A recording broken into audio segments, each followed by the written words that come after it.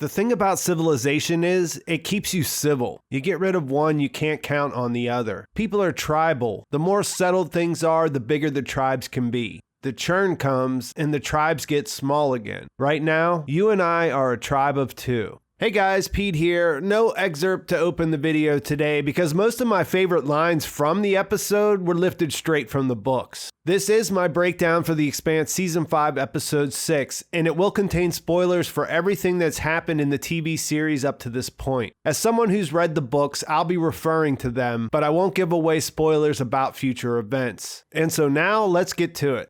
We open the episode looking in on Avasarala on Luna. She looks broken up about what happened, and the fact that she can't reach her husband is definitely weighing on her. While she's trying to call Arjun, we meet the new Secretary General, and I gotta say, he doesn't exactly exude confidence. I'm going to throw out a prediction that this guy might not be the right guy for the job. We learned that David Pastor was the Minister of Transportation, which kind of gives you the feeling that a lot of people in the government must have died for him to be in charge. He's out of his depth, and we see that he understands this as he explains to Avasarala how he got where he is. And he does ask her to join his cabinet, and that seems like a solid decision. We get hints that things are pretty bad, at least in New York where he was. He says that he saw half of Midtown underwater, and we do learn that her daughter and grandchildren survived. So that's where we leave things with her. She's really worried about Arjun, but duty calls and she has other things she has to deal with.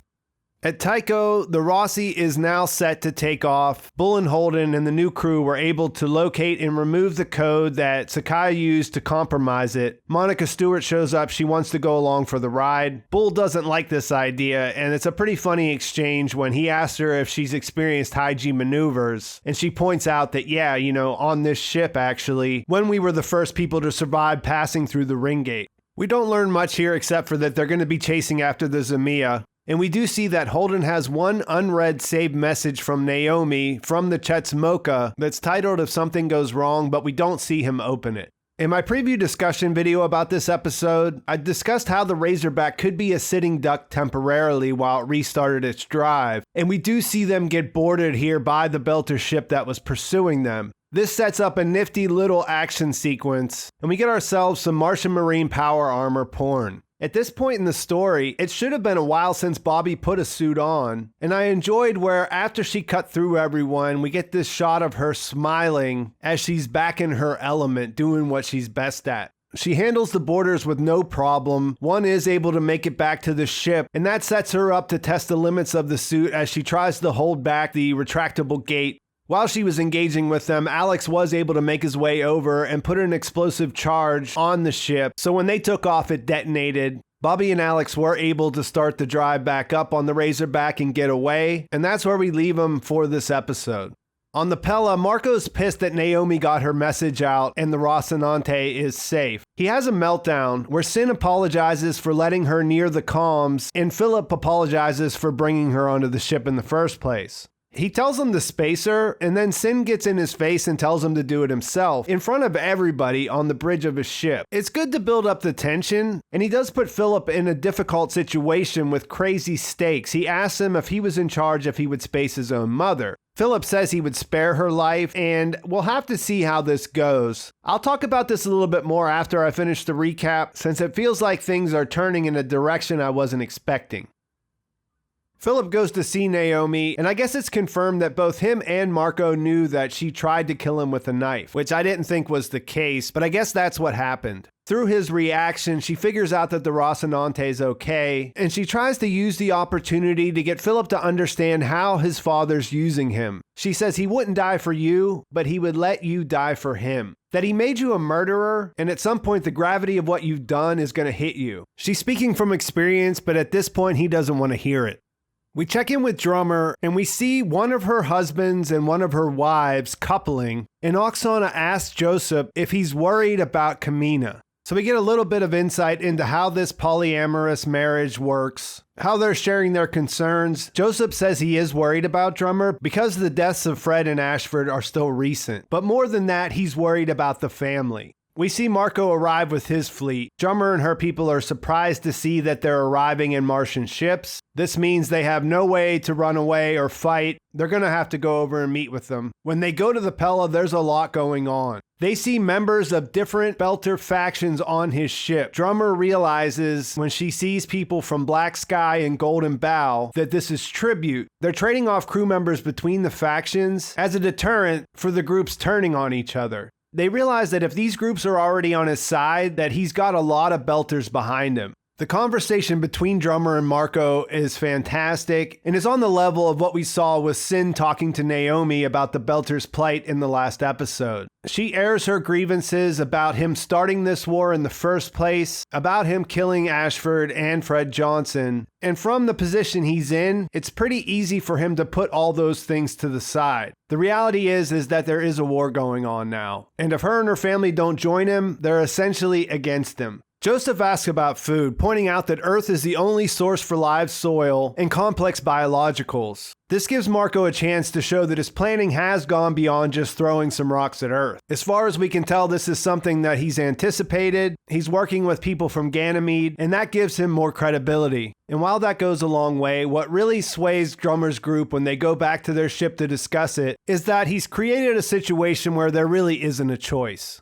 Earth will declare war against the Belt, and the only way they can survive is if they join together. And for all his shortcomings, this is the thing that Marco understood, that when they have to fight for their own survival, enough of these factions will come together as one nation to fight. Drummer goes back to tell Marco they'll join. They exchange her husband Serge for Corral, which is kind of interesting because she seems to be his most loyal follower at this point. And it's also interesting because she said, if you want to kill Naomi, just ask me next time. And then he sent her away. In this meeting, he introduces Drummer to Filip, and talk turns to how she was good friends with his mother Naomi, and he basically gives away that she's on the ship. So where things end with Drummer, her and her family have joined the Free Navy, they have Corral on their ship, and she knows that Naomi's held captive on the Pella. We see Drummer and Filip share a long look, then we see the Free Navy take off, and then Filip goes to see his mother in her cell and asks her about what happened on the Behemoth. Marco's watching this on a monitor, and then he pulls up a display of his fleet. On that, we see that the Rocinante is going after the Zemya, which is going in a different direction from where they're at, and that he's planning an intercept course for the Chetsmoka, which is the ship that Naomi arrived on.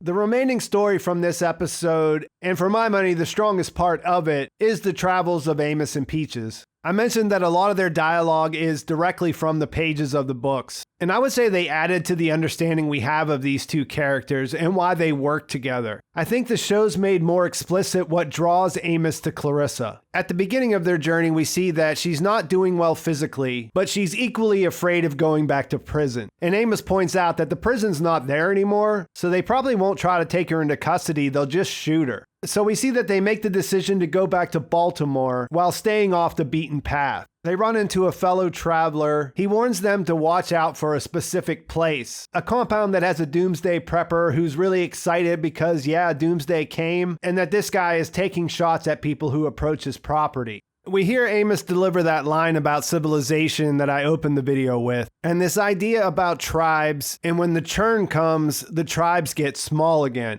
So at this point, Amos is only worried about his two-person tribe. He's officially in churn survival mode, and he knows this prepper will have a lot of the things that they need in order to make it to Baltimore alive. He approaches with his hands up, offering to make a trade of a water recycler, which he doesn't have. The prepper has him stripped down to make sure he doesn't have any weapons, and then learns where Amos says he left the water recycler, and decides he doesn't need to trade him anything for it because he can just kill him. As he's getting ready to do that, Peaches activates her mods and takes him out. And with him out of the way, they're able to go into his place. She's able to recover. They warm up. They get supplies. They've got weapons. They've got food. And they got some transportation with some bikes.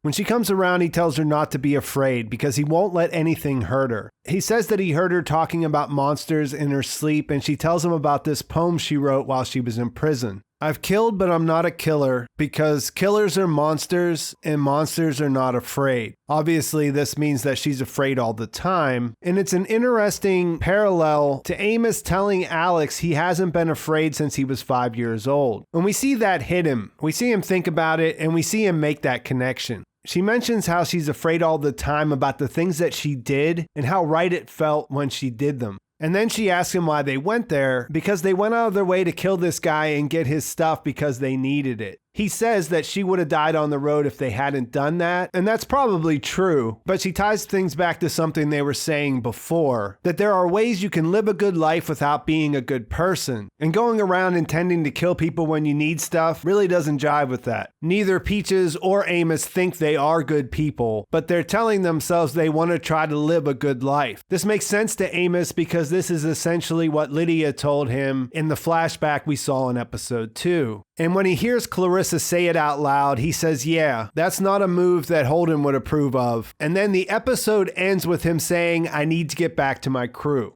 So what did I think? As a fan of the characters, I really enjoyed this episode. I think the Amos and Peaches stuff worked really well. In relation to the major themes, we needed the crew to split up so that Naomi and Amos could confront their pasts and we could get a better understanding about what makes them tick. These are things that'll pay off down the road. And considering I was a little underwhelmed with the first part of Amos's journey, I was glad that they took the time to really explore the character here. Him realizing that he needs to get back to his crew is obviously crucial. And as I mentioned earlier, I think they did a pretty thorough job of explaining why these two characters are drawn to each other. I also like that they spent some time on the dynamics within Drummer's faction and how their polyamorous marriage works. I realized when I was making my book spoilers video that we don't really know much about this arrangement on the TV show. I was definitely wondering if they were going to join the Free Navy and how that might work if they didn't hand wave away the impact of Fred and Ashford's deaths. Overall, I think they pulled that off and they left room for internal tensions to arise. I think it was a good idea to focus in on these two storylines, her meeting with the Free Navy and Amos and Clarissa on their travels. There was a lot of different things they had to get into. It did set things up in a way, though, that they just sort of added the other parts, Avasarala, Alex and Bobbie, and then the Holden story to keep those characters involved. There wasn't really any movement there. They just sort of showed them to keep them in our minds. If you think about Alex and Bobbie or Holden, they could have easily added those to the last episode, as both of their scenes were connected to what happened.